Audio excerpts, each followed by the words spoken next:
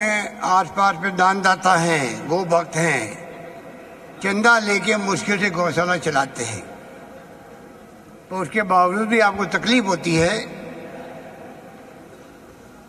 कि गाय को जितना आप चाहते हो, हरा चारा हो या अन्य चारा हो, पूरा पेट भर जाए, आपको भी तकलीफ होती होगी। उस तकलीफ का असर मुझे भी है, मेरे साथियों को भी है। और प्रमोद जैन भाई को जो हमने गोपाल विभाग का मंत्री बनाया, इसे कोई मांग नहीं करी थी। मैं जब राहुल गांधी जी से बात कर रहा था तो मेरे दिमाग में आया कि गायों के विभाग का मंत्री कौन होना चाहिए। तो मैंने इनको काम को देखा 12 के अंदर 10 साल पहले। ये गौशाला चलाते हैं, ये और इनकी धर्मपत्नी उर्मिला जी पूरी तरह समर्पित है गौशाला के लिए। शानदार गौशाला बनाई वहाँ पर और गायों की सेवा करते हैं, जो कि तेरी सेवा होनी चाहिए। गायों की सेवा में, चाकरी में कमी नहीं रखते हैं। तो मैंने कहा इस काम के लिए उपयुक्त जो मंत्री प्रमोद जैन भाई होगा, इसलिए इनको बनाया गया। और ये आज आपका नज़ारा बना करके इन्होंने सिद्ध कर दिया कि मेरा निर्णय बिल्कुल सही निर्णय था इनके पक्ष में।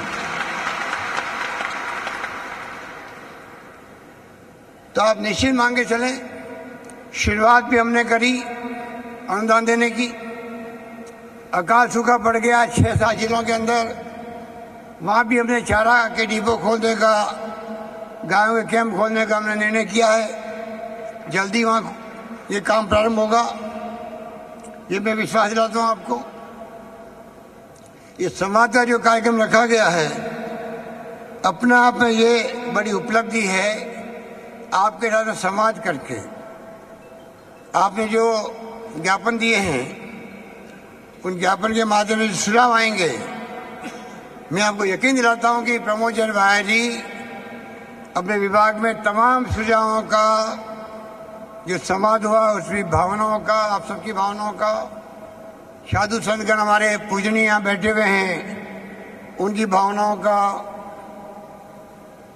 समावेश करते हुए अच्छी से अच्छी नीति क्या बन सकती है गौशालाओं के लिए, उसमें कोई कमी नहीं आएगी। ये मैं आपको यकीन दिलाना चाहता हूँ। गोचर भूमि हो,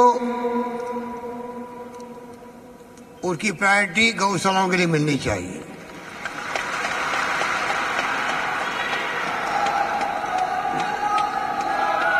गोचर भूमि और चरागाह भूमि, मैंने सुना है कि कोई ऐसा मेरी जानकारी में नहीं आ पाया पहले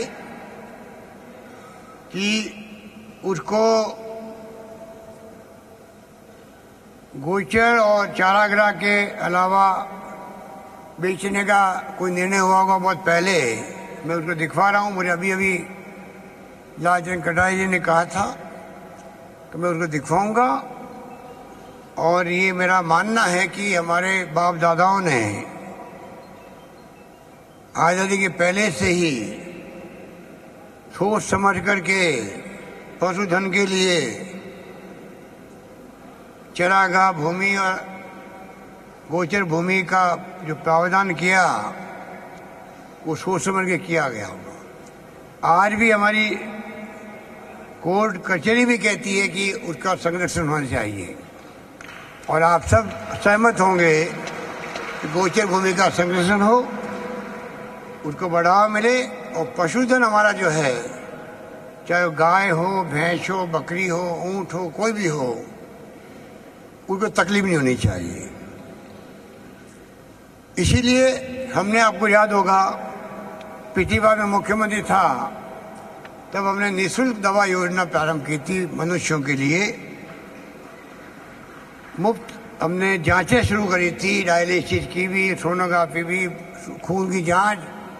और हमने पशुओं का भी ख्याल रखा और पशुओं के लिए हमने निःशुल्क दवा योजना शुरू की थी। आपको याद होगा, पहली बार देश में हुआ वो। हमने कहा हमारे ऊपर कई बातें की जाती थी, ये तो जो